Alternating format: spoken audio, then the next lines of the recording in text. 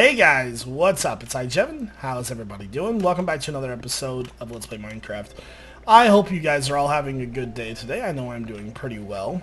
I'm just here exploring this awesome ravine that I found, and we're going to talk for a minute about this series and things. And so the first thing I want to talk about is a schedule for this series. And so I've been thinking about how I want to do a schedule for this series, and I think I finally figured out a way that I think will work for everybody. Because I did want to get a decent amount of episodes, 3 to 5 episodes a week. So what I think I'm going to do is I think I'm going to post the videos on Monday, Wednesday, Friday, and Saturday. And so that way when the rotation hits back on Monday, it skips a day and everything. So 4 videos a week. Those videos will be posted at 3 p.m. Eastern Standard Time. What I'll do is I'll put the schedule in a permanent default upload status.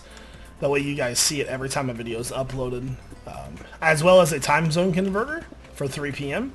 because I know a lot of you don't live where I live, and so that'll help you guys find the videos. So you're probably wondering, well, what's the purpose of this? I thought you said you didn't care about certain things, and it's not that I care about likes and views and things, because obviously if I cared about likes on this series, I would ask for them, but I haven't asked for, a single set of likes on these videos yet. The problem is YouTube. And when I say that, I mean, the other day I posted a video called Dirt Digger, and that video didn't go to subscription feeds for almost 27 hours. That's almost a day and a half, or it's about a full day after it was posted. So a lot of people didn't see it right away, and I know that makes a lot of people sad because there's been a ton of comments like, Jevin, don't ever stop this series ever. So lots of cool and fun comments saying, Jevin, please continue the series, and I do plan to continue it. But at least with a schedule, you guys will know when the series goes live, and that'll help you find it. And if it helps the series, it helps the series. So like I said, I'm more or less doing this for you guys, so you know when, where, what time, what to bring. No, but so Monday, Wednesday, Friday, and Saturday, 3 p.m. Eastern Standard Time. And I was just surprised at how long it actually took YouTube to actually publish that video yesterday, or 2 days ago. So I'm going to try my best to get these videos uploaded in advance. That way I'm not working the day of to make a video. I just feel like the content comes out better when it's not rushed. So anyways, last episode we found that mob spawner, and I want to continue work on that today. So we're going to head over there now, and we are going to get started with making our double spawner, a mob grinder, EXP farm, thing of that nature. So let's go. Okay, so the first thing that we need to do for these mob spawners is get it to where we have maximum spawning space. And I've already dug out the boundary of each room. So if you don't know this, mobs can spawn up to 4 blocks away on each side, 3 on the top, 3 on the bottom, not including the middle space. So we need to dig 3 down on each one, and then we need to give room for water. So what I'm probably going to do is I'm going to dig 3 down here, 3 down, or probably 3, and then probably another 3 more. So probably 6 down on each side. That'll give us room to put water, and then I'm probably going to dig out a middle space to link up our canals. So we need to make it to where the mobs don't bump into each other, because that is now a thing. So we need to make it to where it's not going to clutter itself, basically. Other than that, that is pretty much the starting point to this, and I'm going to get on that now. Okay, guys, so I have dug down a whole bunch, and I want to reiterate what I said a little bit ago. My numbers were a little bit off, though. Mobs can actually only spawn within 1 block above, the middle block, and 1 block below. But the extra space that I was talking about was if they're in that area, new mobs cannot spawn. So for example, if there are mobs within this radius, or on top, or on the sides, that means no new mobs can spawn. So if we drop them below this point and then have them land right here, so I went down 7 total, there'll be a water flow here. That means that they're out of the spawn area, and we can move them to an elevator that's not going to be in that radius. We also got to keep in mind that we need to be 16 blocks within these spawners to keep them activated as well. So Just some weird little numbers that you have to keep track of when you're doing something like this, like 16 blocks. Like the total mob spawning space on the sides of these, top and bottom is 4. The sides though is 8. So if I were to drop these right away and have them move, it wouldn't work because there's not enough space. So I've done that on both sides, so now I need to connect the water canals and dig the rest of this out, and I'm going to get that set up now. Alright guys, so I think I'm pretty much almost set up to go. Mobs are going to fall down, the water will push them to a canal, so this side flows here. I've got a gate here to allow mobs to come through. They flow. I've got this water blocked off so I can work on it. Same with this side. They're going to flow this way 8 blocks. 1, 2, 3, 4, 5, 6, 7, 8. And depending on where they land, they'll flow into the water. And this one will flow directly in. And so the good part about this is that this is too wide. Now, since the mobs bump each other, this will allow for a little bit more faster transportation. Now, depending on where I need to stand is where we're going to have this land. There's also a couple of the things I want to do. I think I'm going to have this to where I can turn this on and off with lights as well.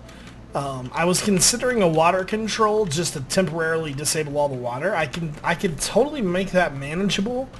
The only problem with that is that you see how, like, for example, say I remove this block of water, like right here. When I put that back, it's going to make a current. So there's no way to really manage that. The only way I could manage it is if I use pistons on top and had them overflow wherever I was. So then I would need to have a water control here, here, there, and there. Which isn't totally, maybe that's something in the future we can do. I don't ever see us needing to turn the water off, though. So got a pretty solid water current system set up here, and it actually came together quite nicely. So the good thing about this is when the mobs fall down here, by the time they get to here, they're so far out of that space to where they need to spawn that this is going to keep spawning. The next thing we need to worry about, as I was mentioning, is that it's 8 on each side, right? So what we need to count is 8 from this block right here. Since the other mob spawner is over, it doesn't matter. So 1, 2, 3, 4, and then so this is 4 right here to that wall, and then we go 4 in. So that is when they go over here and hit that elevator to go up, they are going to be completely out of the way of the spawning space no matter what. So and then we'll have them go up a certain amount of blocks. It doesn't matter how many blocks it goes up, it just depends on where I want to stand. And like I said, we need to be within 16 blocks of this area in total. Let me count that to make sure. 1, 2, 3, 4, 5, 6, 7, 8, 9, 10, 11, 12, 13, 14, 15, 16. So yeah, it's about 16 blocks total on either side. It could be top, bottom, middle, left, right. And I'm thinking probably somewhere on this side will count for that spawner. And it might be kind of nice to have a control room in this middle area, like a little glass room that we can oversee both spawners. So I got pretty big plans for what I want to do with this area. Yeah, okay, so next up I need to do the elevator. I need to figure out where I want to stand to make sure. And other than that, I think we'll be good to go to actively test this. Alright guys, so I've got a lot done. I've replaced all the floors with packed ice, and so that'll make the currents as fast as they can go. It's time for pretty much our first test now. Let's hear all those. That should hit. Okay, they already spawned. Good, so he's moving right along. And he's gonna eventually flow all the way over here and fall down. We should actually get a sword, because I don't have any kind of crusher set up yet. Shouldn't take him that long to get to the top, though. They typically climb pretty fast. Let's listen.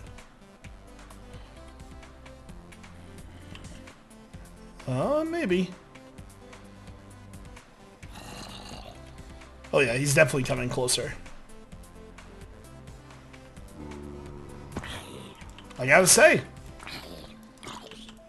besides the health of them, that worked out pretty fast, to be honest with you.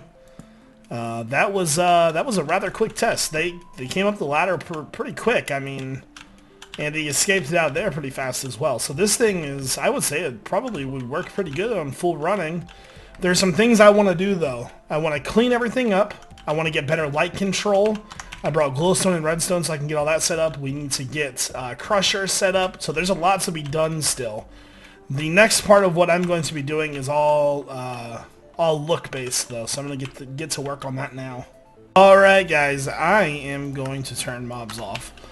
This thing is, oh, it's so close. I gotta clean up the walls some. I think I'm going to do some different type of decoration in here. I was actually thinking about mixing up the stone and the stone brick in the floor and making like a tiled pattern, something like this, just to kind of, you know, give it a different look. Plus I liked it with the stone. Not sure what I'm going to do about the walls just yet, but the light control is fully functional. I still need to make a grinder, but this thing is taking quite a while. Lots and lots of zombies. Let's actually check. Right now we are sitting at 141 zombies. It's not too bad actually at all. Yeah, it's running pretty smoothly. And let's check out the light control. So flick the switch, turns on all the lights, makes this thing fully controllable with the with this. Got slabs on top of the spawners so mobs can't spawn there. And the water thing is working pretty well. So if we turn it on, I think mobs almost spawn instantly inside of there. And another 4 just came this way. And since this is out of the range of the mobs, that will automatically keep spawning no matter what. So this is going to be a great AFK farm. Is going to work well. Yeah, we have 147 there now, so I think we're in a really good position. I just want to continue to work on this. We got light control done. We need to get a grinder set up. And I want to do a little bit more design work in here. I don't really have much for colorful blocks though. Maybe I'll use some like Dorite or something, or some Dezicite or something like that, just for some color. But other than that, I mean, we're looking good. We're looking real good. Okay guys, so I think I've got my final design done. I need to fix the floor over here still, but so stone slabs on the ceiling, and then I decided to use polished, what is this, Dorite in the corners. Keeping the stone brick. Then I did the checkered pattern of what is that, Andesite on the floor with stone brick. I think it looks really nice. So some things that I really like about this, and some things we still need to get finished. This thing is going to be an AFK monster. Been working on this for, in total, let's see, I started around midnight. It's 3 a.m. About 3 hours. So 2.5, 3 hours. Half of that time, these things were disabled, right? So I would say about an hour and a half time I've been working on this, and we have 282 zombies, which is more than enough. So we definitely need to get a crusher going. And another thing that I was thinking was we have plenty of space here. This is enough room to set up controls on this side to have water push them, and we could actually make a purifier along this wall here, which would work fantastically. So that's definitely something I want to do in the future. The last thing I'm going to do today, though, I think for this video, is I'm going to finish setting up. I'm going to get light in, and then I'm going to get a crusher set up, and I'm probably going to replace these up here with glass. Just because I want to see up there. So probably up there as well, I think, too. I'm not sure yet. We'll see. Anyway, so got to get crusher. Got to get chests in for storage down here. Got to get some hoppers in. They're going to land on hoppers. So just all that little stuff. And I think I'll do the crusher maybe on camera. We'll see. Okay, guys. I think we are ready for our first test. So I've got a couple levers here. The first thing I'm going to do is activate this top set of pistons. What this does is this blocks any new mobs from falling in. The second button here is a crusher. This is going to activate the bottom tide. It's going to tick for about 12 seconds, I think, and then it's going to retract. There we go. And so let me go ahead and show you the redstone for all of this. It took quite a while to cram it in such a small space. So the first thing that you're going to notice right here is this is an Etho Hopper timer. I'm not sure if he created it, but I know he made it really popular. So basically what we have is a torch with 2 redstone dust leading to a sticky piston. That pushes this redstone block to another sticky piston. There's a piece of redstone back there as well. Then we've got 2 hoppers, and it's got 12 items in there. Then we've got comparators reading out to each side. So that is the timer. And then when we're ready to crush, we compare out to right here is a repeater with 1 tick and a repeater with 1 tick. That goes around to the other side, hits another piston, and that's the crusher. So that will, hopefully if we have it right, it'll time the crusher just right. Next up, we have the pistons. This one is a little messy. This one, we had to go on top. This goes all the way around doing the same thing, which allows us to activate them separately. Otherwise, they would run together. So let's go ahead and just button this up really quickly. And grab our glass. And I've got just a basic hopper. And I'm going to fill this in right here. There we go. And so let's go ahead and release this. One zombie. Okay, I'm going to test it on just this guy right here. So let's see if he dies or not. We don't know if he's taken any previous damage or anything like that, so it's going to be interesting to see what happens. Okay. 1, 2 hits with our hand.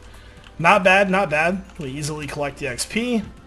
And that would probably definitely be 1 hit with our sword. So this thing is fully functional. The lights are running. And as far as the design goes, I use slabs on the ceiling. I like the colors that we have in the corners. And then I use this on the floor. I still need to fix this.